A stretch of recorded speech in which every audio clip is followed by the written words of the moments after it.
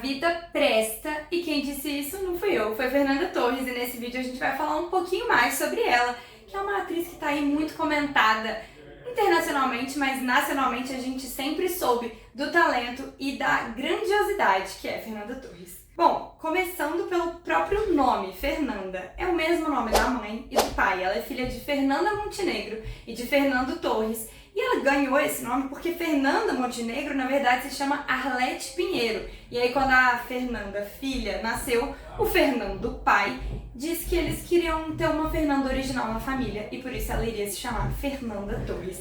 Ela nasceu no dia 15 de setembro de 1965, na cidade do Rio de Janeiro. E sendo filha de quem ela é, bom, não tinha muito como ela seguir por outro caminho, né? Ela mesma já brincou com isso em algumas entrevistas, inclusive entrevistas fora, durante a divulgação de Ainda Estou Aqui nos Estados Unidos.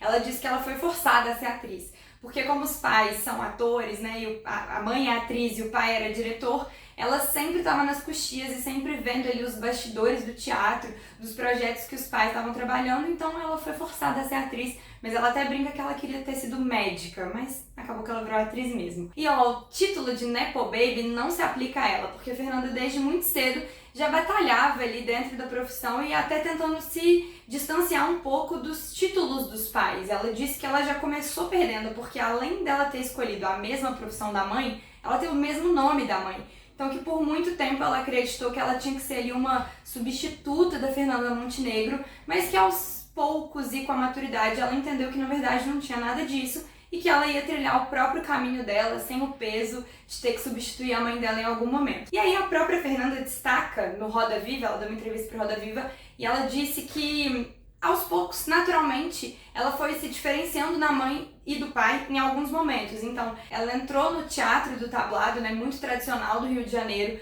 para começar os seus estudos em atuação, em dramaturgia, quando ela tinha apenas 13 anos, mas já aos 16 ela fez o seu primeiro filme, foi o longa-metragem Inocência, de Walter Lima Jr. E aí, naturalmente, ela foi se desenvolvendo muito na sétima arte. O cinema atraiu muito a Fernanda e ela foi muito atraída pelo cinema. Então ela conta isso como uma certa diferença da mãe, que na época era muito presente no teatro, muito presente nas peças que fazia junto com o Fernando Torres como diretor.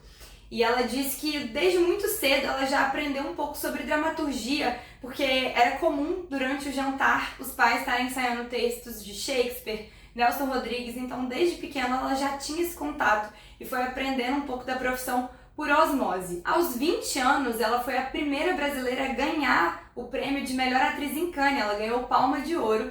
E aí a gente pensa, o que você faria se você ganhasse um prêmio desse? Tá fazendo história, tá trazendo um prêmio inédito pro Brasil, mas a Fernanda não quis fazer nada, ela quis descansar, ela quis ficar quieta, não queria ver ninguém. Na época ela era a protagonista do remake de Selva de Pedra, e aí ela não conseguiu, por causa das gravações intensas, receber o prêmio em Cannes e ir pra França para receber o prêmio, né? O que é uma pena, eu acho.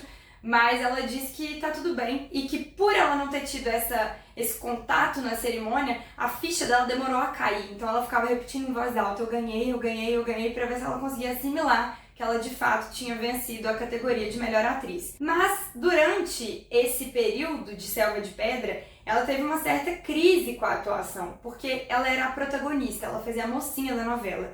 E ela disse que achou muito chato fazer mocinha. Ela não gostava do ritmo intenso de gravação, que eles gravavam muitas horas por dia, na grande parte dos dias da semana, então era muito exaustivo. E ela disse que a mocinha chorava demais, que ela não curtiu muito isso, que ela não tinha muita paciência pro chororô da personagem.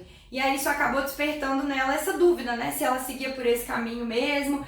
E também ela ficou um pouco de bode da novela, e ela conta que ela foi uma colega de elenco muito difícil, que ela até hoje sente vergonha do Tony Ramos, que ela fala que ela dificultou bastante a vida dele. Mas se na dramaturgia ela não deu, se na teledramaturgia ela não deu muito certo, no cinema e no teatro ela se desenvolveu, se encontrou no mundo, porque no cinema ela desembolou a fazer filme. Ela participou também de outro filme com o Walter Salles, que é o mesmo diretor de Ainda Estou Aqui. Em 1996 ela fez o filme Terra Estrangeira, e em 1998 ela participou do elenco de O Que É Isso, Companheiro, de Bruno Barreto, que inclusive concorreu ao Oscar de melhor filme internacional, infelizmente não levou, mas concorreu. Então a Fernanda ela sempre estava ali passando pelas premiações internacionais, pelo Oscar. E, bom, além disso, em Hollywood, ela chegou a fazer um filme com o Anthony Hopkins, ela fez o filme A Guerra de um Homem, de 1991. Ela, inclusive, brinca que foi o último filme ruim que o Anthony Hopkins fez. Ela disse que o filme não era muito bom, mas que eles gravaram no México e que o Anthony ainda falou pra ela que era uma maravilha, né? Eles estavam no México gravando, trabalhando, e eles ainda recebiam por isso.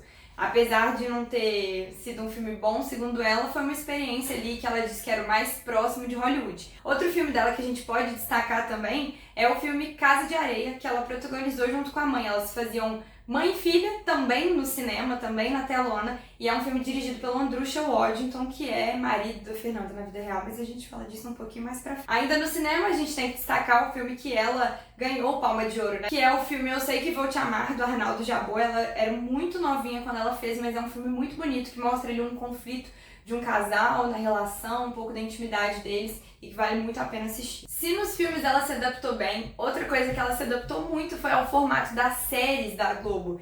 Com exceção de Luna Caliente, de 1999, todos os trabalhos da Fernanda na TV Globo de 1990 até 2015 foram de humor. Isso mesmo, ela se descobriu ali comediante, né? Ela tem um timing de comédia muito bom, ela é muito carismática, ela tem isso muito natural, e aí isso transbordou nos personagens. Ela fez Os Normais, ao lado de Luiz Fernando Guimarães, que foi um verdadeiro sucesso. A minissérie passava à sexta-noite e era muito comum que as pessoas só saíssem depois que passasse o episódio de Os Normais. Ela dava vida a Vani e ele ao Rui e mostrava um pouco ali do dilema desse casal, das confusões que eles arrumavam, e era uma dupla muito boa. Os Normais era escrito pelo Alexandre Machado e pela Fernanda Young, também grande escritora, e o Alexandre disse que ele adorava escrever coisas para Fernanda porque ele sabia que ela ia ter exatamente o timing da Vani, que ela ia pegar tudo que ele queria, então que ele achava o máximo. O sucesso foi tanto que Os Normais depois se desdobrou em 2 outros filmes, então além da minissérie, tem 2 filmes do seriado que foi um sucesso na Globo e ficou no ar de 2001 a 2003. Um sucesso que repercute até hoje por meio de memes. Inclusive a Fernanda Torres, ela acha que meme é superior à arte, que através dos memes o público jovem pode conhecer ela, e ela gosta de ver o humor, né, que tem através dos memes, o humor brasileiro que os memes geralmente repercutem aí. É a minissérie Tapas e Beijos, que ficou inclusive famoso, porque no Globo de Ouro, quando ela ganhou, aparece uma tarjinha escrito que ela era protagonista de uma série de comédia famosa chamada Slaps and Kisses. Então, essa série, ela protagonizava ao lado de Andréa Beltrão, e as duas eram Fátima e Sueli, respectivamente. Eram 2 amigas ali que estavam enfrentando os desafios da vida adulta e também os desafios da vida amorosa, que elas sempre estavam meio quebradas, passando uns perrengues amorosos, e ficou no ar de 2011 a 2015, mas depois que a Fernanda ganhou o Globo de Ouro, tanto Os Normais quanto Tapas e Beijos voltou a estourar na Globoplay. Além do filme, ainda estou aqui, claro, ser uma produção original Globoplay, né, então traz um nome para a plataforma, trouxe ainda uma visibilidade para os projetos antigos da Fernanda. Então, o comparativo que o Globoplay soltou é que Os Normais cresceu 151% nas buscas, né, em ser assistido em relação a 2023, e Tapas e Beijos cresceu 72%. Então a Fernanda o sucesso dela internacional está respingando em todas as produções que ela já participou. No teatro ela já fez dezenas de peças, tanto ao lado da mãe dela, como peças solo, peças em grupo, e ela já inclusive rodou o mundo fazendo espetáculos, tanto com a mãe quanto com a companhia do ex-marido dela, que é um diretor inglês. Eles moraram um tempo nos Estados Unidos, um pouco no Rio de Janeiro, e eles fizeram uma turnê com algumas peças, tanto lá nos Estados Unidos quanto na Europa. Um dos grandes destaques da Fernanda é a peça A Casa dos Budas Ditosos, que estreou em 2003, mas o sucesso foi tanto que vira e mexe a peça volta em cartaz. Em 2024 mesmo, eles passaram por várias cidades do Brasil e também por Portugal, e a peça já acumula mais de 2 milhões de espectadores, né? Então realmente é um fenômeno. A Fernanda já protagonizou dezenas de peças, então assim, ela realmente consegue transitar entre todos os meios que a atuação proporciona de uma forma muito maestral. Além da atuação, ela é escritora. Ela escreveu os livros Fim, que tem uma adaptação de série no Globoplay, e também A Glória e o Cortejo de Horrores. Mas desde 2007 ela é cronista de veículos, de jornais, de revistas,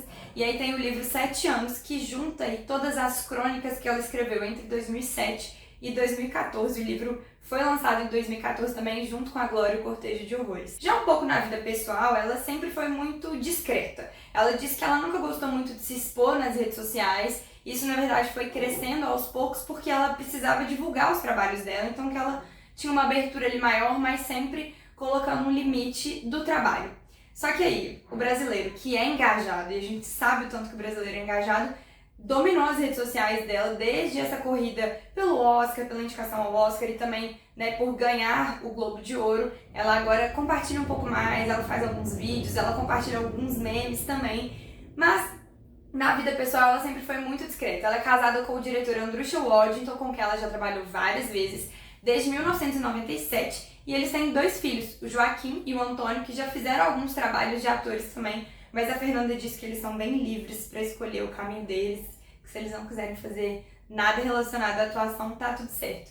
Uma curiosidade é que ela foi casada também com o Pedro Bial, eles tiveram um relacionamento ali de 3 anos, mas apesar do relacionamento amoroso ter acabado, os dois são amigos há muitos anos. Inclusive é muito legal assistir as entrevistas dos dois, porque eles têm ali, né, uma intimidade, uma amizade muito legal, então vale a pena. Além de tudo isso, a Fernanda é supersticiosa. Ela contou no Porchat uma vez, no programa Que História é Essa, Porchat, que ela não viaja de avião sem as medalhinhas dela e ela não viaja sem fazer assim com os dedos do pé. Ela segura o avião na ponta dos dedos. Ela acha que se ela soltar o avião vai cair, que vai acontecer algum desastre.